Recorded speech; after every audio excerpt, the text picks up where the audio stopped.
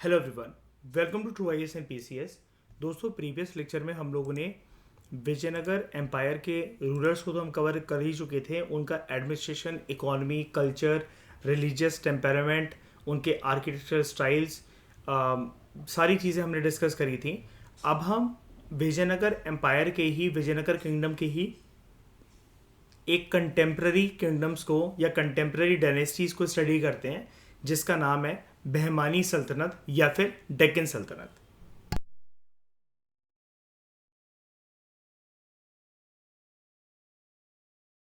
अगर मैं यहाँ पर आपको एक चीज़ दिखाऊं,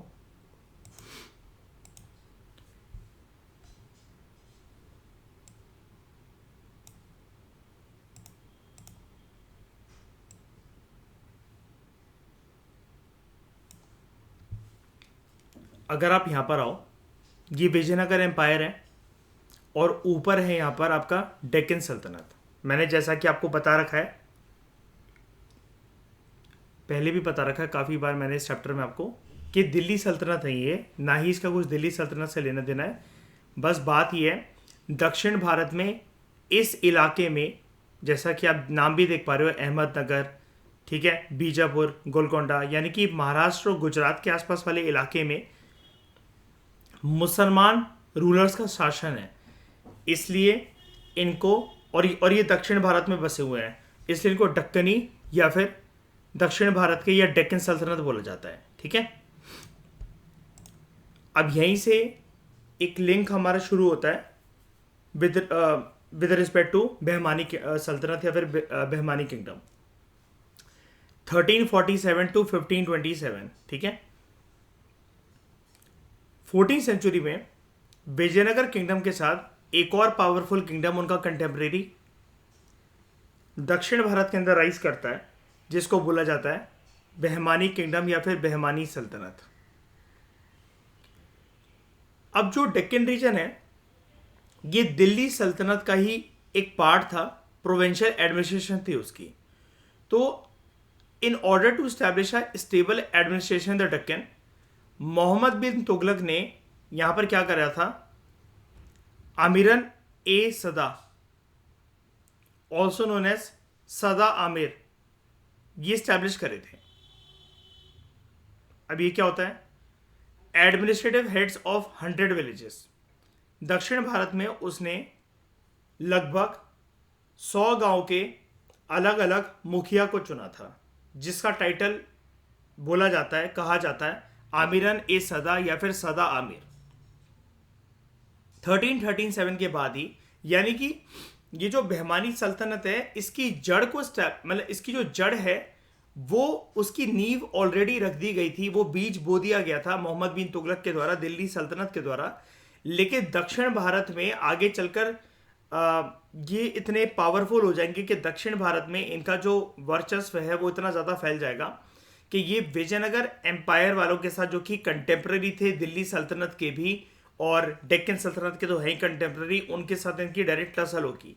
लेकिन फिर भी जैसा कि आप पढ़ते हुए आते हो अभी तक इस चैप्टर के अंदर, कि बात चाहे आप फिर गजापति रूलर्स की कर लो, या विजयनगर एम्पायर की कर लो, या डेक्कन के सुल्तानों की कर लो, रीजनल स्टेबिलिटी को मेंटेन करना फिर भी इनका एक मकसद रहा है। ठीक है, जैसा कि एक ये वाली एनालिसिस बिल्कुल भी मत भूलना, इन सबके बीच में आपस में कोई बहुत अच्छे रिश्ते शुरू से नहीं थे। ग्रैंड अलायंस तो ये बाद में बनती है, ये शुरू शुरू में आपस में भिड़ रहे थे सारे के सारे डेक्कन के सुल्तान। तो सदाशिव राय ने इसी का फायदा उठाने की कोशिश करी थी। ठीक है, he tried to balance the Deccan powers by playing one against another. वो अलग बात है कि बाद में डेक्कन स्टेट्स ने सिर्फ बेरार को हटाकर एक कॉन्फेडरेसी जो है वो बना ली थी, और उन्होंने फिर विजयनगर एम्पायर को in battle of Banihatti, battle of Talikota या बैटल ऑफ राक्षसी तंगड़ी, कुछ भी कह लो, तीनों में से कोई भी नाम कह लो, एक ही बात है, उसमें फिर सदाशिव राय उसकी फोर्सेस, या कुल मिलाकर विजयनगर एम्पायर की फोर्सेस को हराया था। और विजयनगर एम्पायर फिर, जैसा कि मैं आपको बताता रहता हूँ, जो कि इतना वास्ट एम्पायर था, वो सिर्फ एक कोने तक जाकर एक सिमटकर एक एम्पायर रह गया था, इतना इतना बन गया था फिर वो एम्पायर, जितनी मैंने ये डॉट बनाई है, सिर्फ इतना बड़ा एम्पायर होकर एक कोने तक सिमट कर रह गया था वो एम्पायर। ठीक है, तो 1337 सी के बाद से ही कन्फ्लिक्ट जो है between the officers in Deccan and the Delhi सल्तनत इट एक्सेलरेटेड। मैंने आपको बताया ना कि नींव जड़ तो भले ही दिल्ली सल्तनत ने रखी इसकी, लेकिन डेक्कन के सुल्तान दिल्ली सल्तनत वाले सुल्तानों से काफ़ी ज़्यादा अलग है। ठीक है, which ultimately resulted in the establishment of an independent state in the Deccan in 1347 C. इसलिए मैंने आपको पहले बोल दिया था कि इनका और दिल्ली सल्तनत वालों का कोई लिंक नहीं है, बिकॉज इन्होंने अपने आप को स्वतंत्र घोषित कर दिया था 1347 में। 10 साल में जो ये लड़ाई चलती रहेगी फ्रॉम 1337 टू 1347, और इन्होंने अपनी डेक्कन सुल्तानों ने अपनी कैपिटल कहां बनाई? एट गुलबर्ग इन आंध्र प्रदेश।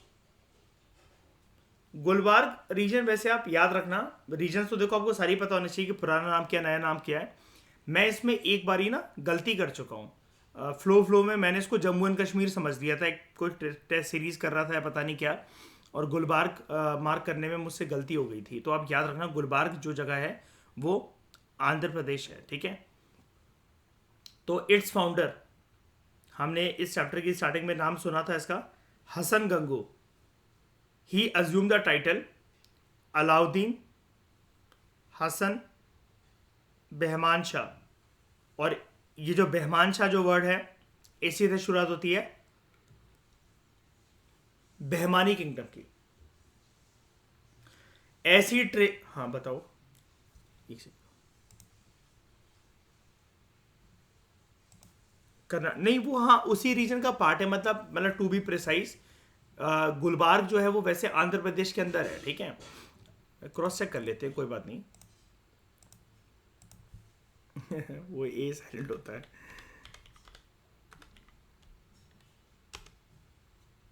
अच्छा, सिटी इन कर्नाटका, हाँ तो उसके रीजन के आसपास है, क्योंकि बात यहाँ पर बॉर्डर पे होगा, मतलब काइंड ऑफ ऐसा मान लो आप आंध्र प्रदेश एंड कर्नाटका मार्क कर लो ये, क्योंकि और भी बुक्स में, हाँ और भी बुक्स में ना आंध्र प्रदेश ही दे रखा है, कृष्णा रेड्डी वगैरह में बॉर्डर पे होगा। मैं एक बार क्रॉस चेक कर लूँगा इसको, तो जो भी कर लेते हैं।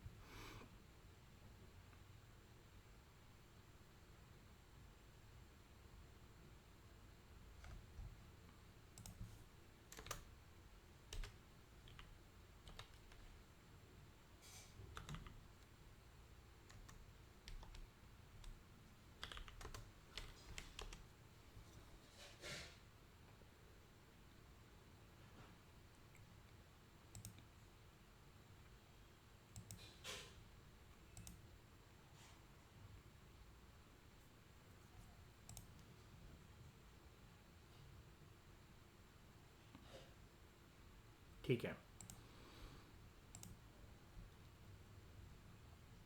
बिदार है यहाँ पे, तेलंगाना यहाँ पे। ठीक है, आप इसको ऐसे लिख लो, आंध्र प्रदेश एंड कर्नाटका। ठीक है, प्रोमिनेंटली अगर स्पेसिफिक अगर इसकी लोकेशन की पिन पॉइंटेडली बात करें तो ठकुरन थैंक यू, जैसा कि आपने कहा वो कर्नाटका में ही है, और क्योंकि बॉर्डर पे वो आ रहा है बिरार रीजन के आसपास, तो वो आंध्र प्रदेश एंड कर्नाटका जो है वो हो सकता है। ठीक है, अक्सर हर जगह पर आंध्र प्रदेश ही दे रखा है, वैसे तो कोई बात नहीं, उससे कोई ज़्यादा फर्क नहीं पड़ता। बस ये है कि हाँ मैं तो बस बहुत ही ज़्यादा एक्सट्रीम में चला गया था ना इसको, मतलब सोचने के लिए कि गुलबर्ग जम्मू एंड कश्मीर में। ठीक है, तो as he traces his descent from the mythical hero of Iran behman Shah, and the kingdom was name the behmani Saltanat after him. ठीक है, ओरिजिनल नाम इसका क्या था? हसन गंगू। टाइटल क्या अज्यूम करा? अलाउद्दीन हसन behman शाह। ओके, और अपनी लीनेज अपनी जो डिसेंट है वो कहाँ से क्लेम करता है? ये ईरान के एक मैथोलॉजिकल कैरेक्टर से, फिगर से, behman शाह, और इस्टेब्लिश करता है behmani सल्तनत। तो since after Mohammad bin Tughlaq there were no attempts by the Delhi सल्तनत to control the Deccan region, क्योंकि आप खुद ही देख लो, अगर हम बात करें सख्त सल की, slave, Khilji, Lodhis, sorry, slave Khiljis Tughlaq. Tughlaq में अगर आप मोहम्मद बिन तुगलक को अगर पढ़ते हो तो आपको तो पता लग ही जाता है, इसके बाद से दिल्ली सल्तनत की डाउनफॉल स्टार्ट हो गई थी, है ना। उतना ज्यादा प्रॉस्परस नहीं रह गया था दिल्ली सल्तनत, कि बहुत ज्यादा एक्सपेंशनिज्म के अंदर इन्वॉल्व है। जो इनके प्रोविंशियल टेरिटरीज थे वो स्वतंत्र होने की एक कगार पर जो है यहाँ पर आ गए थे, specially during the time of या टेन्योर ऑफ तुगलक डायनेस्टी, ठीक है। तो after Mohammad bin Tughlaq there were no attempts by the Delhi सल्तनत के वो डेक्कन रीजन को कंट्रोल करें, and therefore Bahmani sultans without any checks they annex the other parts of the kingdom too. तो one of the important acquisition was the control over Dhabol, an important port on the west coast. West coast के ऊपर ये सारा का सारा अपना कब्जा क्यों जमाना चाह रहे हैं? जैसा कि आपने विजयनगर एम्पायर के कंटेक्स्ट में भी देखा था, याद है, मालाबार कोस्ट के ऊपर वो कब्जा अपना जमाना चाहते थे। ऐसा क्यों? क्योंकि व्यापार ज्यादातर कौन से रीजन से दोबारा होना शुरू हो गया था?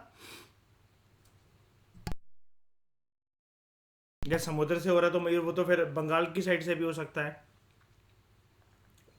Western Nations, central Asia, middle east और यूरोप, ठीक है। घोड़े वगैरह वहां से आते थे ना, और पोर्चुगीज वगैरह भी यहां पर आते थे सामान लेकर, व्यापार करके। तो इनको भी लगता था कि व्यापार में हमारा एक हाथ हो, भले ही वो यूरोपियन पावर्स के साथ ना हो, लेकिन at least central Asia middle east तक तो हमारी पकड़ बने ही बने। तो हम बात करते हैं हसन गंगू की, जिसने टाइटल रखा अपना अलाउद्दीन हसन बहमान शाह, 1347 टू 1358, 11 साल का टेन्योर है। तो क्या करा इसने? He is considered as the founder of the Bahmani Saltanat. ये एक अफगान एडवेंचरर था who began his career as a general serving under the सुल्तान मोहम्मद बिन तुगलक, यानी कि दिल्ली सुल्तान के तुगलक डायनेस्टी के मोहम्मद बिन तुगलक के अंतर्गत काम करता था, उसका जनरल था, और दक्षिण भारत में इसको अपॉइंट करा गया था। नजीर उद्दीन इस्माइल शाह, जिसने दिल्ली सल्तनत के अगेंस्ट रिवोल्ट करा था, he step down in favour of Bahman Shah. However according to historian Firishta, his original name was Hasan Gangu, as he had earlier served in the service of a Brahman named Gangu, and he adopted the word Behman Shah as a tribute to his Brahman patron. यानी कि अगर original name Hasan Gangu है तो क्या, और बाद में जब ये अलाउद्दीन हसन बहमान शाह अपना नाम रख रहा है, तो क्या मैं इसको एक हिंदू कन्वर्ट बोल सकता हूं? मोहम्मद बिन तुगलक को खुश करने के लिए, या फिर या तो विलिंगली या अनविलिंगली, लेकिन क्या मैं इसको एक हिंदू कन्वर्ट बोल सकता हूं? अ हिंदू गॉट कन्वर्टेड इनटू मुस्लिम, ऐसा है? बिल्कुल। लगातार इसके कार्यकाल में जब इसने अपने आप को स्टैब्लिश करा दक्षिण भारत में और बहमानी किंगडम बनाने का सपना इसने देखा, एकदम से तो नहीं, मोहम्मद बिन तुगलक से थोड़ी सी इसकी भिड़प होगी, ये देखेगा कि मोहम्मद बिन तुगलक का वीक पड़ रहा है या तुगलक डायनेस्टी का वीक पड़ रही है, तब जाकर अपने आप को इंडिपेंडेंट घोषित करेगा। लेकिन जैसे भी करके जितने भी टाइम के लिए इसने आप कह लो कि बहमानी एम्पायर को स्टैब्लिश करने का जो सपना देख रहा था दक्षिण भारत में, रेगुलरली इसकी लड़ाई होती रहती थी विजयनगर किंगडम वालों के साथ और वारंगल स्टेट के साथ भी। इसने अपना पहला कैंपेन वारंगल के अगेंस्ट 1350 ही में लीड करा, और उसका जो रूलर था कपाया नायक, ठीक है, he forced its ruler Kapaya Nayak to cede him the fortress of Kaulas. इसकी डेथ के टाइम पर kingdom stretch from the north to south, from the Wainganga river to Krishna river, and east to west from भोंगी टू दौलताबाद। कुल मिलाकर reason वही रहेगा इसका, महाराष्ट्र और थोड़ा सा मतलब गुजरात रीजन को टच करता हुआ, ठीक है। अभी हम और देखते हैं डेक्कन के सुल्तानों के बारे में, तब आपको और ज़्यादा उनके बारे में समझ में आएगा। उसके बाद मोहम्मद शाह वन, इसके बारे में कुछ ज़्यादा जिक्र नहीं है। सबसे पहले हसन गंगू, दूसरा नाम उसका adopted title Alauddin Hasan Bahman Shah, 1347 to 1358। 1358 से 1377 तक टेन्योर गिवन है, लेकिन ये संभालता ही रह गया हसन गंगू की डेथ के बाद। मोहम्मद शाह वन, ज़्यादा इन्फॉर्मेशन कुछ अवेलेबल नहीं है खास इसके बारे में। उसके बाद Taj uddin Firoz Shah, 1397 to 1422। He is considered as the most remarkable figure in the Bahmani सल्तनत and greatest of them all. इसने बहमानी किंगडम की एक्सपेंशनिज्म को स्टार्ट करा towards Berar by defeating the Gond raja Narsingh Rai of Kherla. Kerala नहीं है, खेरला। A huge amount of money, gold and silver was paid to Firoz and the daughter of Rai, Narasimha राय, जो कि गौंड राजा था, मैरिड टू ताजुद्दीन फिरोज शाह। बाद में इसने विजयनगर को भी इन्वेड करा, कुछ जीत भी इसको हासिल हुई 1398 सीई में और 1408 सीई में, but faced a defeat in 1420 CE at the hands of Devaraya one, जब हमने देवरायवन के कंटेक्स्ट में पढ़ा भी था। He was well acquainted with the religious sciences, commentaries on the Quran, jurisprudence and natural sciences too. Botany, geometry, logic, इन सब के बारे में जानता था और इन सब के बारे में पढ़ने के लिए दिलचस्पी रखता था।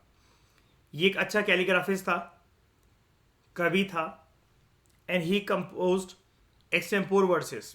मतलब कुल मिलाकर ऐसी कविताएं जहाँ पर रिदम तो है, राइम तो है ही, लेकिन एक इनोवेटिव टेंडेंसी के साथ, जो कि किसी के बारे में कमेंट्री भी हो, वो कविता की फॉर्म में हो, तारीफ भी हो जाए, काइंड ऑफ प्रशस्ति जैसे हम लोग जिसको कहते हैं, और एक फ्लो में इनोवेटिव, मतलब ऑन द स्पॉट बैठ कर जैसे कोई चार लाइनों की जो है वो रचना कर देता है, ठीक है, और बिना पढ़े उसको बोलना। एक्सटेम्पोर का मतलब ही ये होता है बिना पढ़े बोलना। अब मैं आपको एक्सटेम्पोर की एक खास बात बताता हूँ। अच्छे जो पॉलिटिकल लीडर्स होते हैं ना, चाहे उनका जितना मर्जी नाम हो, वो लेकिन किसी भी प्लेटफॉर्म पर जाते हैं तो वो चिट्ठा निकाल के ही बोलते हैं, चिट्ठा देख के बोलते हैं। पहला ट्रेंड जो स्टार्ट करा गया था ऐसा, या आज तक जो भी एक टॉप के जो दिग्गज नेता रहे हैं जो बिना पढ़े जो बोलते हैं, एक नाम आता है अटल बिहारी वाजपेयी जी का, दूसरा नरेंद्र मोदी का। आज तक ये कभी भी चिट्ठा लेकर नहीं जाते हैं, कोई डायरी लेकर नहीं गए आज तक कभी, कोई मतलब इनके जो सबऑर्डिनेट्स होते हैं इनको जो भी चीज़ लिख कर देते हैं। मेमोरी दोनों की इतनी शार्प थी इसकी, इनकी अटल बिहारी वाजपेयी जी की भी और नरेंद्र मोदी जी की भी, कि ये एक्सटेम्पोर में बोलते हैं कुछ भी। एक्सटेम्पोर का मतलब ये होता है जब आपको रेफर ना करना पड़े कोई भी चीज़, और आप फ्लो में बिल्कुल वैसे बोलो, और अपने चेहरे पे शिकन ना दिखे कि आप कोई लाइन भूल रहे हो। अगर आप भूल भी रहे हो तो ऑन द स्पॉट आपको बातों को मोल्ड करना, अपनी बातें पोर्ट्रे करना, वो आना चाहिए। ये एक एक्सटेम्पोर पर्सन की कहानी होती है, इसको एक्सटेम्पोर बोला जाता है। जब आप फ्लो में बिना देखे, बिना किसी चीज़ का सहारा लिए जब आप कोई चीज़ करते हो, तो ये एक ऐसा कवि था कि जिसने मतलब मान लो कि 4 लाइनों की कोई रचना कर ली, अब मतलब कविता की कोई लाइन की रचना कर ली इसने, ठीक है, तो ये इसको फ्लो में ही बोलेगा, ये इसको याद रहेंगे हमेशा, ऐसा था ये, ठीक है। तो according to Firishta, he was well versed not only in Telugu, Kannada and Marathi, but also in Persian, Arabic and Turkish, ठीक है। He encourage the pursuit of astronomy, और इसने एक ऑब्जर्वेटरी भी, एस्ट्रोनॉमिकल ऑब्जर्वेटरी भी बिल्ड करी थी नियर दौलताबाद।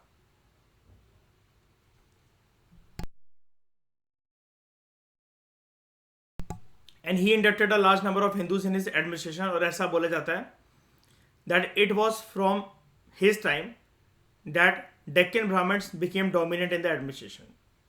उसके बाद अहमद शाह वाली, ठीक है, 1422 टू 1435 सी। फिरोज शाह की डिफीट के बाद 1420 सी में at the hands of Devaraya one, he was forced to abdicate in favour of his brother Ahmad Shah one. Ahmad Shah I, who is called a Saint Wali on account of his association with the famous Sufi saint गेसु दरास। संतों का प्रचलन यहां पर शुरू हो चुका था मुसलमान धर्म में भी, और ये अपनी चरम सीमा पर पहुंचेगा जब हिंदूज के लिए आएगी भक्ति मूवमेंट और मुसलमानों के लिए सूफी मूवमेंट इंडियन सब कॉन्टिनेंट पे। जैसा कि दिल्ली सल्तनत के साथ भी आपने एक एसोसिएटेड सूफी संत का नाम सुना होगा, सुना था ना, बख्तियार काकी, है ना, ख्वाजा कुतुबुद्दीन बख्तियार काकी। कुतुब मीनार उन्हीं की याद में बनवाया था, नींव रखी थी किसने? कुतुबुद्दीन ऐबक ने, है ना। Very good. बिजली भी गिरी थी एक बार के लिए उस पर आगे चलकर, गेसुदरास। तो he continued the struggle for the domination of the south eastern seaboard and in order to punish the ruler of Warangal for siding with the Vijayanagar, उसका साथ देने के लिए प्रीवियस बैटल में, यानी कि ये 1420 में जो बैटल हुआ था देवराय वन के साथ, ये भाई था ना इसका फिरोज शाह का, ठीक है। तो he invaded Warangal from 1424 to 1425 and defeated and killed its ruler and उसका एनेक्सेशन कर दिया था बड़ी सारी टेरिटरीज का वहां पर। After this he turn his attention towards Malwa region, 10 साल तक लगभग 1425 से लेकर 1435 तक, Gondwana region and Konkan region. इसने कैपिटल को शिफ्ट कर दिया था अपने टाइम पर from Gulbarga in Karnataka to Bidar. उसके बाद हुमायूं शाह 1458 टू 61, बहुत छोटा सा टेन्योर है इसका, 3 साल। Greatly impressed with his military genius, Humayun appointed Mahmud Gawan, who later emerged as one of the most important personality of Bahmani kingdom. अपना मिनिस्टर इसने अपॉइंट कर लिया था ऐसे एक पर्सन को जिसका नाम था महमूद गवन, जिसने बड़े सारे रिफॉर्म्स इंट्रोड्यूस करे। हुमायूं का कार्यकाल बहुत छोटा था। इसकी डेथ के बाद महमूद गवन जो है, he became the guardian of his minor prince Nizam Shah 1461 to 63। इस चीज का ख्याल ना कि जैसे ये माइनर प्रिंस है और हमें इस टाइम पर इन्वेट नहीं करना चाहिए बहमानी किंगडम को या फिर डेक्कन सल्तनत को, इस चीज का ख्याल गजापति रूलर्स भी रखते थे, विजयनगर एम्पायर के लोग भी रखते थे। पॉलिटिकल स्टेबिलिटी, रीजनल स्टेबिलिटी को मेंटेन करने के लिए। अब यहाँ पर स्टेबिलिटी वाली तो कोई बात नहीं है, इसको 2 मिनट में मारकर पूरा का पूरा एक्सपेंशनिज्म करा जा सकता है बहमानी किंगडम तक, क्योंकि अब तो सिर्फ एक माइनर प्रिंस ये रह गया है। लेकिन फिर भी विजयनगर एम्पायर के rulers as well as Orissa के गजापति रूलर्स इस चीज़ की बड़ी रिस्पेक्ट करते थे कि हमें किसी का ऐसी फायदा नहीं उठाना है।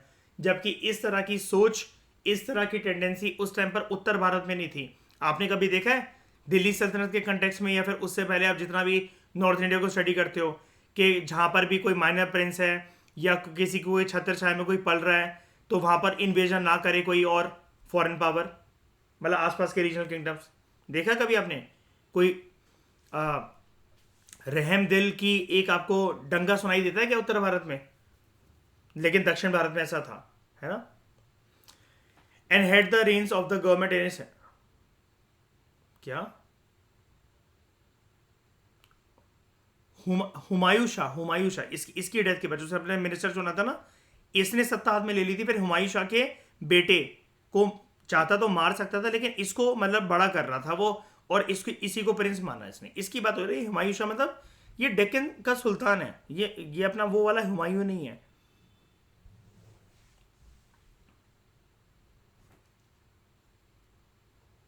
अपना मिनिस्टर बनाया, ये मर गया इसके बाद आफ्टर हुमायूं शाह डेथ। गवान जो है इसने सत्ता हाथ में ले ली, लेकिन सत्ता हाथ में लेकर बैठा नहीं सत्ता पे। जो हुमायूं शाह का बेटा था निजाम शाह, छोटा था वो, प्रिंस था, ठीक है, उसके नाम पर सरकार चला रहा था कि जब तक ये बड़ा नहीं होता, सक्षम नहीं होता, मैं गार्जियन रहूंगा इसका। देखो लिखा भी हुआ है, guardian of the minor Prince, ठीक है। जागो ग्राहक जागो। मुगल एम्पायर वाला चैप्टर है। पहले चलाएगा।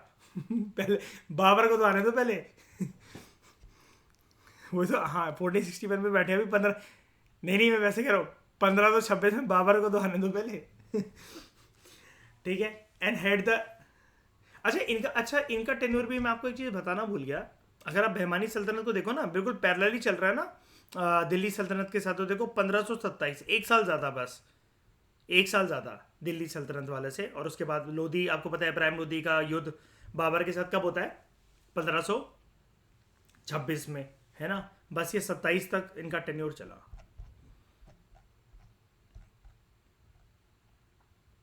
ठीक है, किसी को कंफ्यूजन तो नहीं है ना ये महमूद गवन और निज़ाम Shah, Humayun Shah. And he had the reign of the government in his hand. However, the young sultan died. मनहूसियत लगी हुई है खानदान भाई, ये भी मर गया. ठीक है, in 1463 C. And his brother Mohammad Shah three, जो कि उस टाइम पे सिर्फ 9 साल का था, सक्सीडेड हिम. इसका टेन्योर रहेगा अच्छा खासा 1463 to 1482. And Mahmud Gawan served as his prime minister.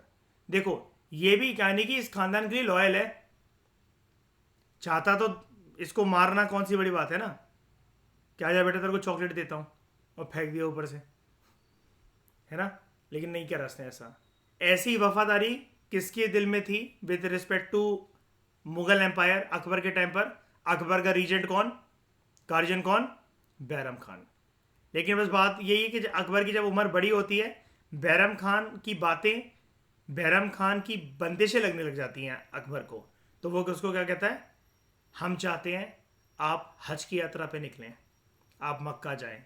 और वो रास्ते में जा रहा होता है, वापस लौट रहा होता है गुस्से में, और रास्ते में उसका कोई मर्डर कर देता है, नहीं पहुंच पाता वो कहीं पर भी. तो the power of the Bahmani kingdom reach its peak under the rule of Mohammad Shah three. लेकिन ये सब कुछ पॉसिबल हो सका only because of the advice of Mahmud Gawan, minister जो उनके खानदान का था. तो it extended from the Arabian sea to the bay of Bengal, empire इनका पूरा. On the west it extended from Goa to Bombay, east from Kakinada to the mouth of river Krishna. और Bahmani kingdom का जो इतिहास है after this period is actually the record of the achievements of Mahmud Gawan. तो होता क्या है, अब नेक्स्ट रूलर के तौर पर हमें महमूद गवन ही दिख जाएगा. खानदान में तो इनके ज़्यादा कुछ है नहीं. हुमायूं शाह था, अच्छे से उसका वो मिनिस्टर बन के रहा. उसके बाद उसके छोटे बेटे का निज़ाम शाह, उसका भी एक वफादार गार्जियन बनकर रहा. जब वो मर जाता है तो निज़ाम शाह का भाई जो कि सिर्फ 9 साल का था, मोहम्मद शाह, और मोहम्मद शाह ने जो भी चीज़ें करी फ्रॉम 1463 टू 82, जितना भी उसने नाम कमाया, शोहरत कमाई, एक्सपेंशनिज्म करा, कंसोलिडेशन करा, ये सब कुछ हो सका only due to the advice and service of Mahmud Gawan. तो नेक्स्ट हमें देखने को मिलेगा महमूद गवन खुद 1461 टू 81. तो बहमानी किंगडम जो है ये ऐसा नहीं था कि स्वतंत्र रूप से यहाँ पर अपने आप को स्टैब्लिश कर रहा है. जो इनका खानदान है हुमायूं शाह का, वो इसी के कंधे पर रखकर बंदूक चला रहे हैं, लेकिन इसने कभी भी प्रॉपर तरीके से सत्ता को छीनने की कोशिश नहीं करी. ठीक है, मोहम्मद शाह थ्री के टाइम तक. तो बहमानी किंगडम अपनी चरम सीमा पर पहुंच गया पावर के टर्म्स में. एंड टेरिटोरियल लिमिट,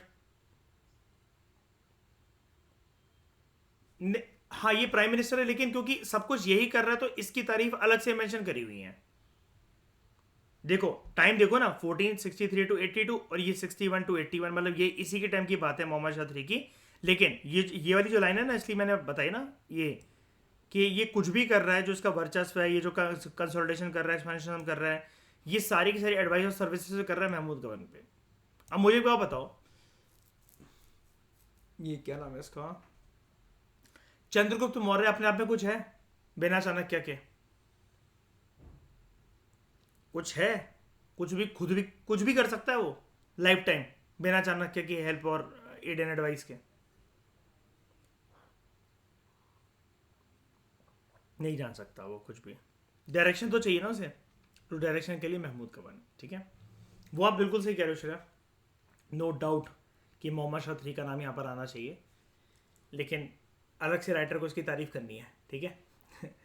तो 1461 टू 81 बहमानी किंगडम अपनी पावर की चरम सीमा पर पहुंचता है and territorial limits under the able guidance of Mahmud Gawan. यानी कि काफ़ी अच्छा मिनिस्टर था, अगर इसकी इतनी तारीफ हो रही है और इतना वफादार था. ये था क्या, ये एक पर्शियन मर्चेंट था जो भारत आया था और भारत में डेक्कन में आके सेटल था 42 की एज में.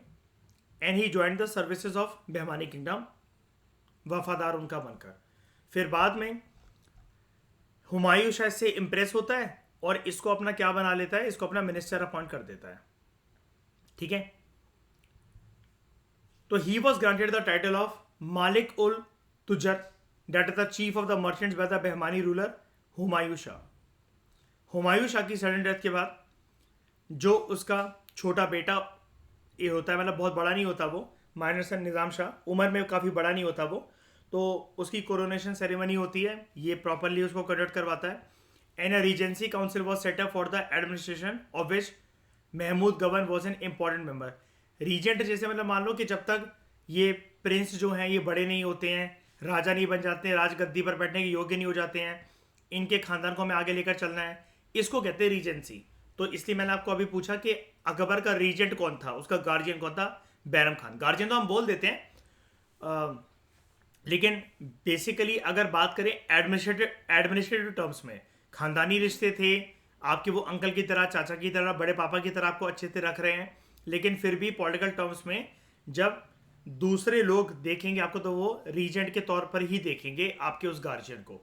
तो एक रीजेंसी काउंसिल स्टैब्लिश करी गई थी, लेकिन महमूद गवर्न ख्याल रखता था, वो उसका एक इंपॉर्टेंट मेंबर था कि कोई भी बगावत करके कैसे भी करके निज़ाम शाह का मर्डर ना करते, है ना. Slowly due to his personal qualities he was made वजीर, the prime minister, and he was given the title of Khwaja e Jahan. ठीक है, पहले टाइटल क्या मिला था during the time of Humayun Shah? Malik ul Tujjar, that is the chief of the merchants.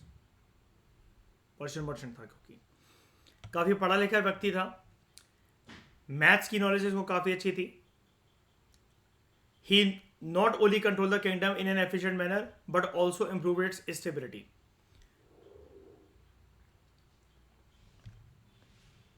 उसके बाद बड़े सारे इसने एडमिनिस्ट्रेटिव रिफॉर्म्स जो थे किंगडम के इंटरनल स्ट्रक्चर को लेकर, इंटरनल एडमिनिस्ट्रेशन को इम्प्रूव करने से रिलेटेड इससे इंट्रोड्यूस करे. एंड नोबल्स के बीच में जो भी तू में जो चलती थी, जो कि टसल चलता था, उसको उसने ख़त्म करने की कोशिश करी. And he also try to increase the control of sultan over the nobles in the provinces. इसने अपने किंगडम को डिवाइड करा था इन द 8 तरफ्स या फिर प्रोविंसेस,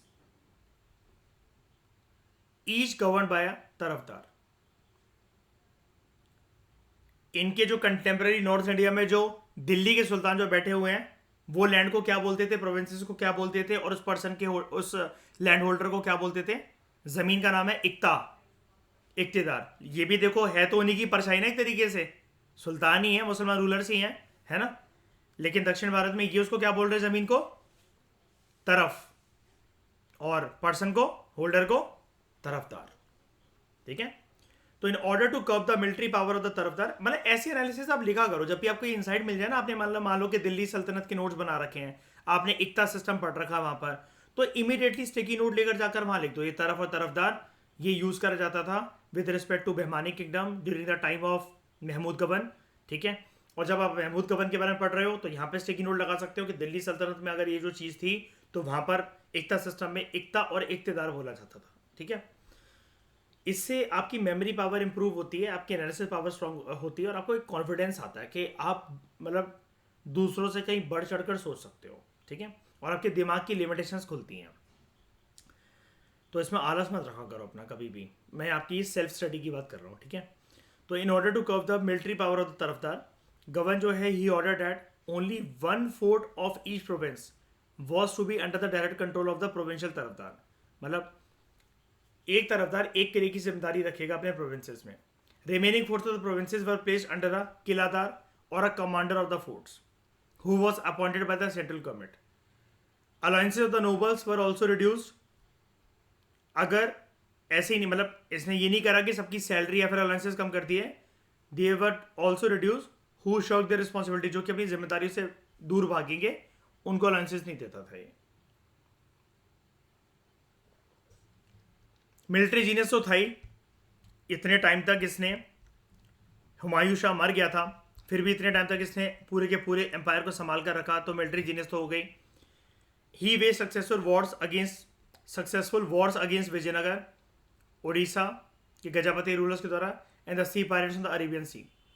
इसने विजयनगर एम्पायर की टेरिटरीज को कॉन्कर कर लिया था up to Kanchipuram. On the western coast Goa and Dabhol इसको कॉन्कर कर लिया गया था. गोवा के ऊपर कंट्रोल पाने के बाद और धाबोल रीजन के ऊपर कंट्रोल पाने के बाद Bahmani kingdom under the able guidance of Mahmud Gawan, he strengthen its trading relations with Iraq and Iran. अब देखो मजेदार बात, इसका टाइम देखो जरा, 1461 टू 1481, ठीक है। और यहां पर चलते हैं,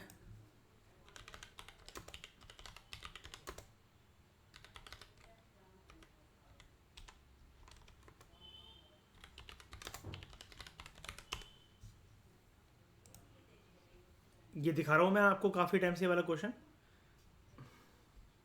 इसकी पेयरिंग तो नहीं है ना कोई, हाँ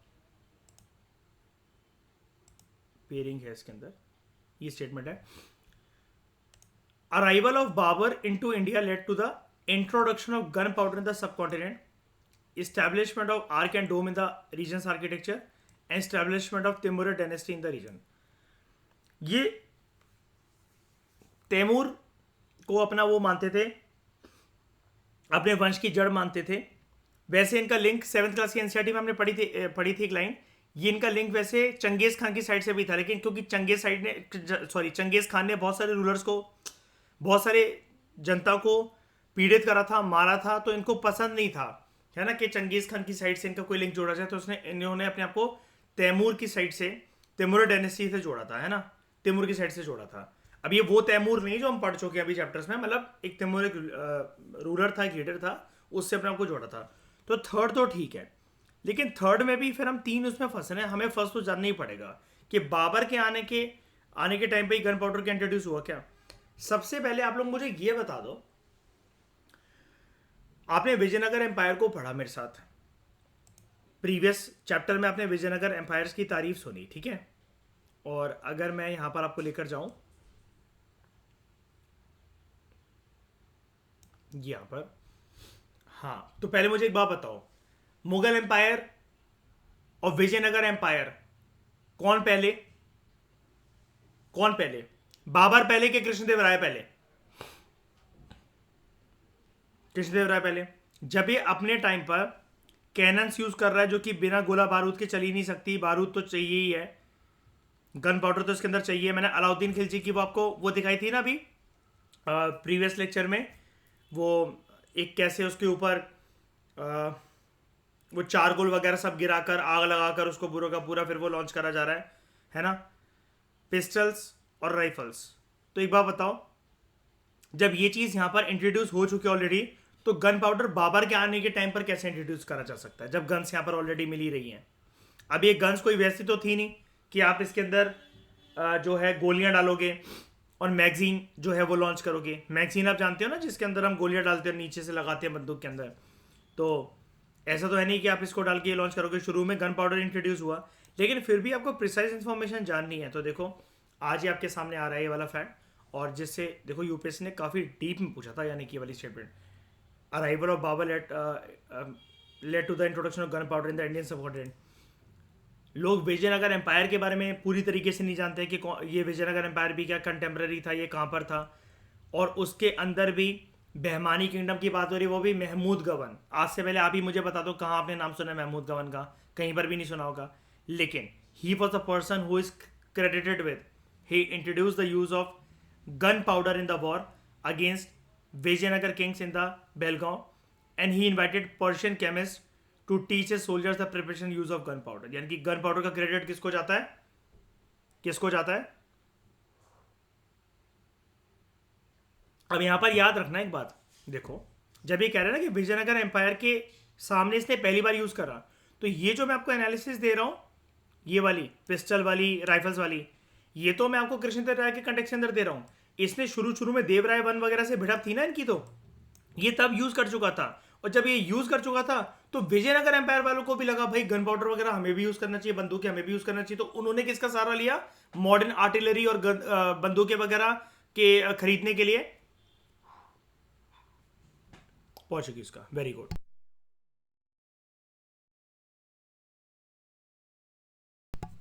तो आप इसको एक सेकंड आप इसको क्या, कहां गया ये, आप इसको क्या मानोगे आज के बाद जब इस प्रीवियस क्वेश्चन पेपर को देखोगे आप? 2024 का क्वेश्चन है ये, introduction of gunpowder in the Indian subcontinent, it was the brainchild of, it was the invention of Mahmud Gawan. और इसने सबसे पहले किसके सामने यूज करा था इसको? विजयनगर एम्पायर वालों के सामने। ठीक है। और केमिस्ट को क्यों बुला रहे हैं? केमिस्ट्री इन्वॉल्व है इसके अंदर। ठीक है, लेकिन शेरा लव केमिस्ट्री नहीं है, ये गन पाउडर की केमिस्ट्री है। ठीक है। हाँ मयूर, आप कुछ पूछ रहे थे, अभी कुछ कह रहे थे आप, बताओ। हम्म।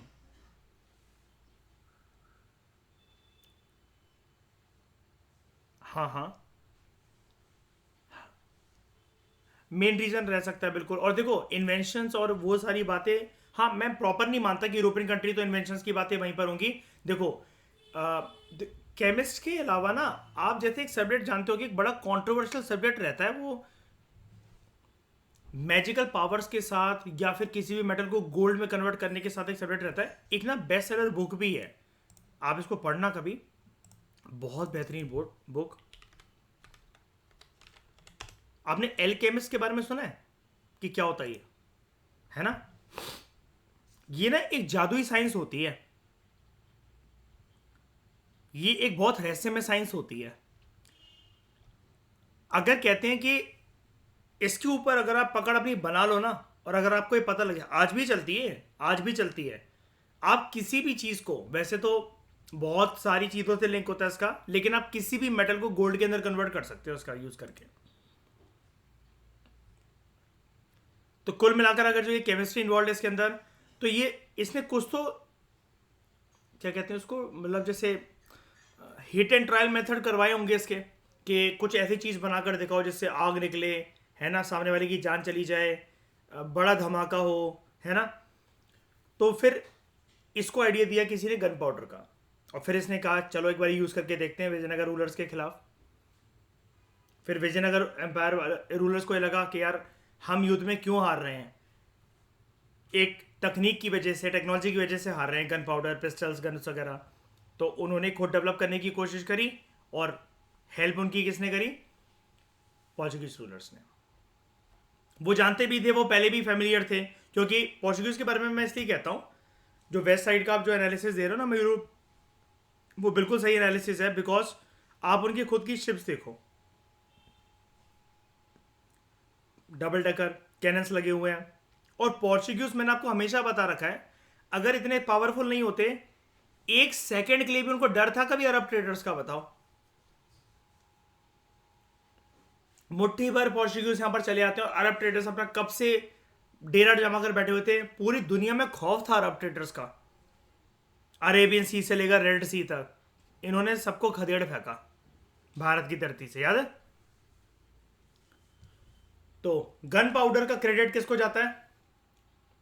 महमूद गवन। ठीक है। तो he try to settle the northern frontiers of the kingdom, and Gujarat के रूलर की हेल्प लेकर he defeated Mahmud Khalji of Malwa region. इन नामों को किसी भी नॉर्थ इंडिया के रूलर्स के साथ, किसी भी और एम्पायर के साथ कनेक्ट करने की कोशिश मत करना कि खलजी नाम आया तो अलाउद्दीन खिलजी, जलालुद्दीन खिलजी होगा, हुमायूं नाम आया तो वो मुगल एम्पायर होगा, बिल्कुल नहीं। ठीक है। जैसे मैं आपको हमेशा एक प्यारा एग्जांपल देता रहता हूँ, विक्रमादित्य। ठीक है, 12-13 रूलर्स का आपने अभी तक नाम देखा था एंशिएंट इंडियन हिस्ट्री में, गुप्ता एम्पायर तक, और उसके बाद भी। लेकिन आपको कंटेक्स्ट जानना पड़ेगा कि कौन सी विक्रमादित्य की कहाँ पर बात हो रही है। Over the control of Berar. ठीक है, he defeated Mahmud Khilji of Malwa over the control of Berar. कि बेरार के ऊपर कंट्रोल कौन रखेगा, तो उसने महमूद खिलजी को हराया, और उस रीजन के ऊपर भी अपना कंट्रोल रख लिया। Thus he expanded the Bahmani empire through his conquest and diplomatic skills. He was a great patron of art and literature and made supports, endowments, dan dakshina to build a college at Bidar, which was built in the Persian style of architecture. और Persian style of architecture क्या होती है?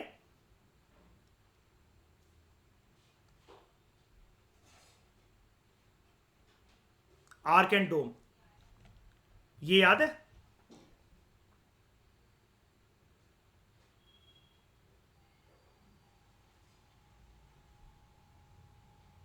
ये याद है? और ये arc and डोम याद है? ऐसे होता है। दिखा दूँ क्या? ये आर्क जो ये ऐसे करके मैं बना रहा था, ये वाला ऐसे जो नोकीला सा है ऐसा करके, डोम होता है गोल गुम्बस टाइप, ठीक है? ये देखो,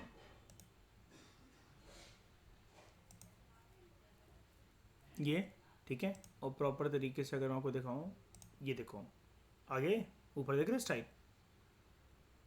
मुसलमान रूलर्स यहाँ पर नहीं आए होते ना, तो आज भी हमारी बिल्डिंग्स वगैरह, या आप कोई जाली वर्क देखो, आप किले देखो इधर उधर के, उनमें एक नक्काशी आपको देखने को ऐसे मिलती हैं। अब डोम जैसे ही होता है, जैसे सांची स्तूपा का ये डोम देख लो आप, डोम स्टाइल, ठीक है। लेकिन इन्होंने ये इमारतों के अंदर भी यूज़ करवाना शुरू करवाया, जैसे ये जो मकबरे होते थे, टॉम्स होते थे, ठीक है। मैं मुसलमान रूलर्स की बात कर रहा हूँ, मैं इनकी बात नहीं कर रहा अभी, मैं भवानी किंगडम की, मैं ओवरऑल मुसलमान रूलर्स की बात कर रहा हूँ, ठीक है। जैसे ताजमहल पे भी ये देखो, ये डोम, ये एक बड़ा डोम, साइड में पिलर्स के ऊपर डोम, ये बीच में देखो आर्क है, सारी की सारी है, ठीक है। तो some of the most famous scholars of the time belonging to Iran and Iraq came to this मदरसा। मदरसा क्या होता है? A learning place for Muslims, prominently for Muslim, लेकिन ऐसा नहीं कि किसी और को एंट्री नहीं मिल सकती है। आप अपने बच्चों को चाहो तो मदरसा के अंदर एडमिशन दिलवा सकते हो क्या? बिल्कुल दिलवा सकते हो, क्या दिक्कत है? देखो आजकल के मदरसा चेंज हो गए हैं, सारे मदरसा ऐसे नहीं होते हैं, वहां पर ना हर तरह के सब्जेक्ट जो हैं वो पढ़ाए जाते हैं। उसके बाद one of the most difficult problems faced by the Bahmani kingdom, वो ये था कि नोबल्स आपस में बहुत ज़्यादा लड़ते रहते थे, and the nobles were divided into Deccani, old timers and Afaqis, newcomers, ठीक है। यहाँ पर पता है कैसे कन्फ्लिक्ट चल रहा है? वो इंदिरा गांधी जी के टाइम पे वो नहीं था सिंडिकेट्स और इंडिकेट्स वाला, कुछ कह रहे कि हम बहुत पुराने नोबल्स हैं, हमारे खानदान चले आ रहे हैं नोबल्स में, है ना, और कुछ जो न्यू कमर्स हैं, तो वो ये डेक्कनी ना अफाकीस को समझाते थे कि तुम ऐसा करो वैसा करो। वो कहते थे हम अपने आप में सक्षम हैं, हम तुम्हारा नहीं खा रहे हैं, तो इनके बीच में भिड़प होती रहती थी। तो despite of being an Afaqi, Mahmud Gawan जो था, he was liberal and wanted a compromise between the Afakis, that is new nobles, and the Deccanese old nobles. But unfortunately छोटी छोटी जो लड़ाइयाँ थी ये रुक नहीं सकी, and Deccanese nobles plotted against Mahmood गवन, and they induced the young sultan कि तुम इसको पनिश करो with a death sentence, and had him executed in 1482 C. बाद में सुल्तान ने अपने डिसीजन को रिग्रेट करा कि अब मुझे गाइड करने वाला कौन, अब मुझे दिशा दिखाने वाला कौन, और ये यंग सुल्तान कौन है?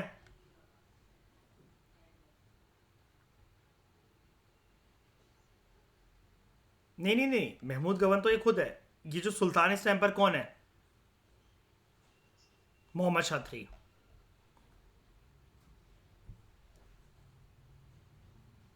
हाँ, बाद में देखो ना लिखा हुआ है sultan regretted his history decision and buried his prime minister with honour, लो कर लो लेकिन इसके बाद अब बहुत तड़पा रहे थे ना विजयनगर एम्पायर वालों को। हाँ मतलब देखो ना, बात यही थी, स्टोरी मिस मत करो। गवर्न लिबरल था, ये अफाकीज और डेक्कनीज के बीच में कॉम्प्रोमाइज चाहता था, लेकिन छोटी छोटी लड़ाइयों को रोक नहीं सका। तो डेक्कनी नोबल्स जो ओल्ड नोबल्स थे, पुराने नोबल्स थे, वो महमूद गवर्न के अगेंस्ट हो गए, क्योंकि ये खुद भी एक अफाकी था, नया नोबल था।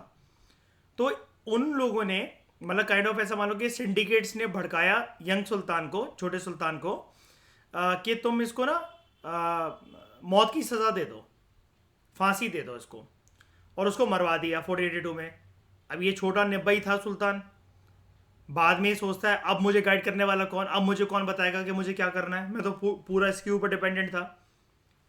और फिर अपने प्राइम मिनिस्टर महमूद गवन को, क्योंकि वजीर बन गया था ना, वो टाइटल अभी उसका वजीर हो गया था, फूल माला के साथ अच्छे से दफन करा उसको। वो नहीं कहता अलाउद्दीन जब जलालुद्दीन खिलजी को मार के वो लाता, उसका सर ला के लाता है, तो कहता है ना उससे, इताद खान से, मरहूम सुल्तान जलालुद्दीन खिलजी को शाही तमाम के साथ मिट्टी के हवाले कर दिया जाए तो after governs execution behmani kingdom began to disintegrate and the provincial government declared their independence. ठीक है, बहुत अच्छा करा तुमने उसको मार के। देख रहे हो, जब तक वो था किसी की नजर नहीं थी, यहां पर कुछ भी नहीं हो रहा था, ये लड़ भी रहे थे, लेकिन उसने फिर भी समझौता करके रखवाया इसको। अब सुल्तान तो जो कहेगा वो करने पड़ेगा। सुल्तान से इतनी बड़ी मूर्ता हो गई मोहम्मद शाह III से, यहाँ पर इसका जो जिक्र है मोहम्मद शाह III का, तो इससे इतनी बड़ी गलती हो गई कि ये भूल गया इसने इसके बाप दादाओं को, भाइयों को कैसे गाइड करा है पूरी जिंदगी, है कि नहीं। उसने अपनी जिंदगी लगा दी वफादारी में। महमूद गवर ने गन पाउडर को इंट्रोड्यूस करने वाला वो, विजयनगर एम्पायर को चुप रखने वाला वो, लेकिन फिर भी अब तो ये निब्बा भी नहीं बचेगा। तो during this period Vijayanagara king Krishnadeva Raya defeated the last remnant of the Bahmani सल्तनत power, after which the Bahmani सल्तनत कोलैप्स। लो और मार लो, इसी को हरा दिया। आफ्टर 1518 सी सल्तनत ब्रोक अप इनटू 5 स्टेट्स। ठीक है, अब जो हम पढ़ते हैं ना, ये जो बैटल ऑफ तड़ीकोटा या राक्षसी तंगड़ी में जो हम अलायंस पढ़ रहे थे, ये है वो सारे के सारे 5 स्टेट में जो तितर बितर होकर फैल गए। क्योंकि अब अभी तक आपको ये लगा होगा कि सर ये क्या है, ये अलग अलग नाम क्यों है, इसको फिर हम बेहमानी सल्तनत क्यों नहीं बोलते। क्योंकि ये इन्होंने थोड़ा सा ना पोस्टमार्टम करके लिख रखा है, इसका मतलब बाद की बातें लिख रखी है। बेरार अलग हो गया, अहमदनगर निकला, बिदार निकला, गोलकोंडा निकला, बीजापुर निकला। अब अगर मैं आपको एक प्रीलिम्स का क्वेश्चन दूं और मैं बोलूं कि इन 5 में से एक को एलिमिनेट करो जो कि बैटल ऑफ राक्षसी तंगड़ी या फिर इस ग्रैंड अलायंस का पार्ट नहीं था, तो आप किसको बेदखल करोगे?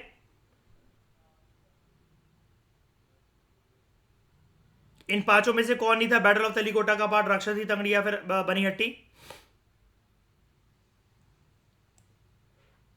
हो रही है ना कंफ्यूजन? ये देखो, डेक्कन स्टेट्स बीजापुर, अहमदनगर, गोलकोंडा, बिदार, एक्सेप्ट बेरार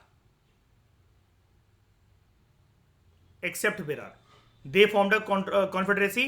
और विजयनगर आर्मीज को उन्होंने हराया at battle of Banihatti, battle of Talikota या बैटल ऑफ राक्षसी तंगड़ी, कुछ भी कह लो। ठीक है, रामा राय को इम्प्रिजन कर दिया गया था और उसको मार दिया गया था, और उसके बाद विजयनगर एम्पायर टेस्टनेस हो गया था, एक्सेप्ट बेरार। तो ऊपर चलते हैं,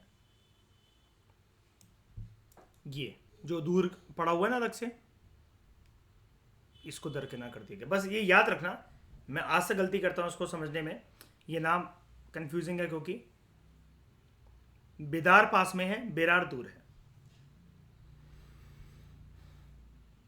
क्लियर हुआ? हाँ, तो मैं आपसे डिसइंटीग्रेशन की बात कर रहा था। अहमदनगर नाम देख लो पहले, इसको छोड़ो जरा, राक्षसी तंगड़ी को दिमाग से निकालो 2 मिनट के लिए। 5 हैं वैसे टोटल यहां पर, बेरार, बेदार, अहमदनगर,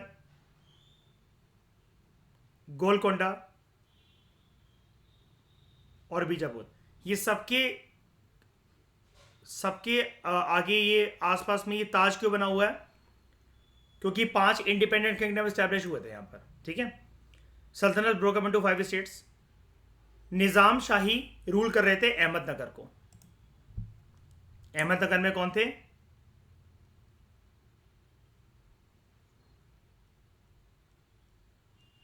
निजाम शाही। उसके बाद आदिल शाही ऑफ बीजापुर,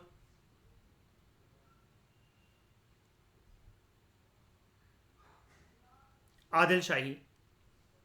उसके बाद कुतुब शाही ऑफ गोलकोंडा,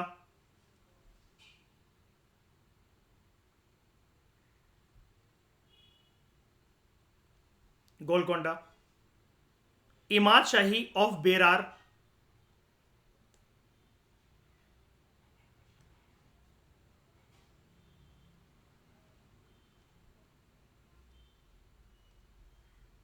और लास्ट बारिद शाही ऑफ बिदार।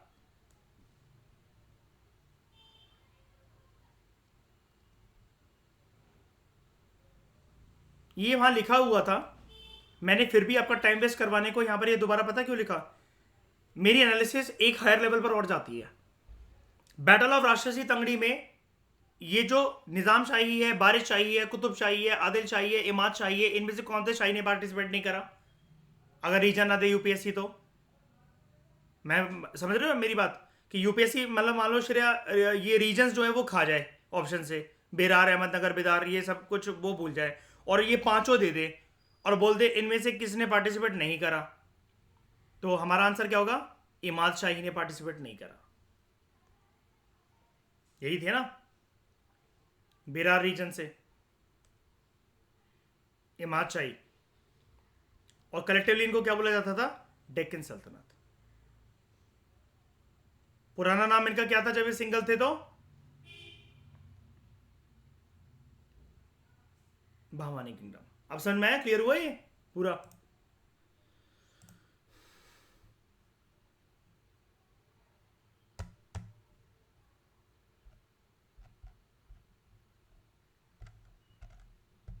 उसके बाद मेहमानी किंगडम डिसइंटीग्रेशन। निज़ाम शाही अहमदनगर से, आदिल शाही बीजापुर, कुतुब शाही गोलकोंडा, इमाद शाही बेरार, बारिश शाही बेदार। तो किसने पार्टिसिपेट नहीं करा था विजयनगर रूलर्स को हराने में ड्यूरिंग बैटल ऑफ राक्षसी तंगड़ी, तलीकोटा, बनीहट्टी?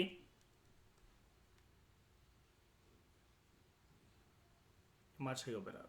ठीक है, बाकी सारी की अलाइंसेस थी। तो Nizam Shahi Ahmadnagar, it was founded by Ahmad Bahri, it was annexed by Shahjahan. Adil Shahi Bijapur, founded by Yusuf Adil Shah. Mohammad Adil Shah build the world's second largest dome, Gol Gumbaz of Bijapur.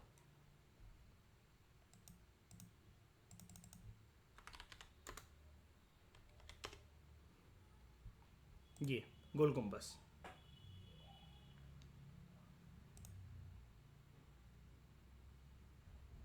दुनिया का सेकेंड लार्जेस्ट डोम। ठीक है। Another prominent ruler was Ibrahim Adil Shah II from 1580 to 1627, the fifth king of the dynasty. Religious tolerance के लिए जाना जाता था यहाँ पर, and he was given the title of Jagat Guru Budshah owing to his belief in secularism. He tried to bring in cultural harmony between the Shias and the Sunnis and between Hindus and Muslims through music. He was a great lover of music, played musical instruments, sang and composed praise of Hindu deities, Saraswati माता और Ganapati ji. He wrote the book Kitabe Navras, book of 9 ras, in Dakkani language. He maintained a large number of musicians, 4,000 गाने वाले इसके court में रहते थे। And a band of musician was known as Lashkar e Nauras, army of Nauras, as they were paid by the government regularly. उसके बाद it was annexed by Aurangzeb. यहां पर ये मुगल एम्पायर की बात, ये मुगल एम्पायर्स की बात हो रही है, इतना समझ गए ना? मतलब निज़ाम शाही जो अहमदनगर के अंदर है उसकी सल्तनत किसने खत्म कर दी? शाहजहां ने।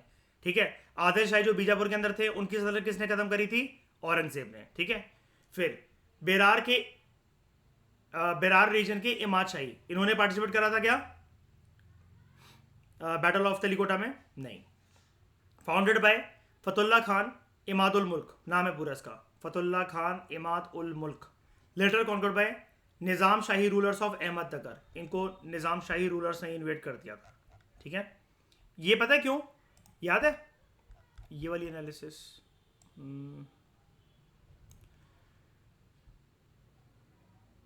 डेक्कन पावर्स एक दूसरे से लड़ रही थी यहां पर, ये देख रहे हो? When Nizam of Ahmadnagar and Qutb Shahi Golconda they sought Rama Raya's help against Bijapur. Rama Raya ने एक षड्यंत्र रचा था कि हाँ जो जीत रहा है मैं उसकी साइड हो जाऊंगा, विन विन सिचुएशन वाली साइड। आपस में लड़ते थे ना। When Adil Shahi of Bijapur and Barid Shahi of Bidar declared a war Nizam Shahi of Ahmednagar, ठीक है, तब वो फिर अहमदनगर रूलर की साइड हो गया, इसलिए यहाँ पे लिखा हुआ है। ठीक है। It was later conquered by Nizam Shahi rulers of Ahmadnagar. फिर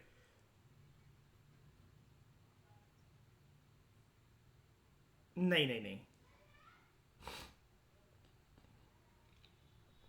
ब्रिटिशर्स भी नहीं थे, मतलब हाँ ब्रिटिशर्स तो मतलब उस टाइम पर थे।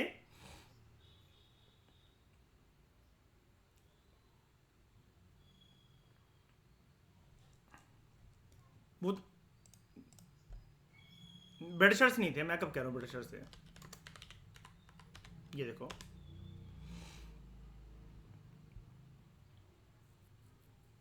यहां पर जो बैटल था Maratha empire and the Durrani empire of Afghanistan. हाँ अच्छा, आप ये कह रहे हो कि हेल्पिंग सपोर्ट इन्होंने दिया था? हाँ हाँ बिल्कुल बिल्कुल। एक वो भी तो होता है अवध का नवाब, वो भी तो बोला था मैंने, ट्रेलर दिखाया था ना आपको, संजय दत्त वगैरह को बुलाने का काम वही करता है जैसे, और फिर वो एक लाइन नहीं सुनाई थी मैंने आपको कि यमुना का पानी जब वो पिछली बार आया था तो 7 दिन तक लाल रहा था।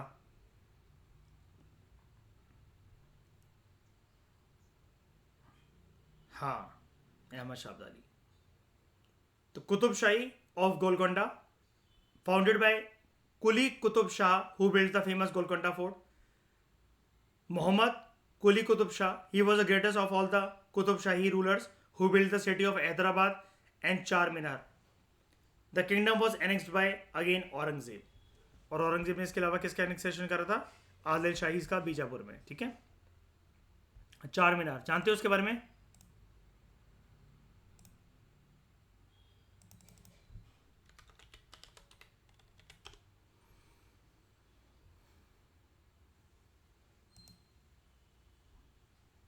नहीं नहीं, Hyderabad.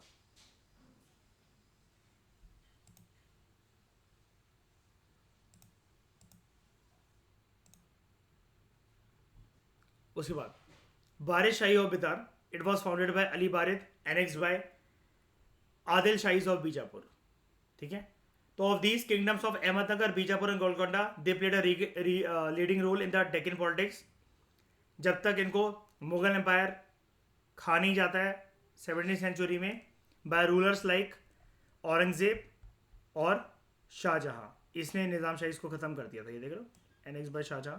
Adil Shahi of Bijapur, it was annex by Aurangzeb, और यहाँ पर भी कुतुब शाही औरंगजेब। बात करें इमाद शाही की, इनको हरा दिया था निज़ाम शाही रूलर्स ने, और बारिश शाह को आदिल शाही रूलर्स ने। ठीक है, तो इस डिस्कशन में दोस्तों फिलहाल इतना ही। Thank you very much for discussion.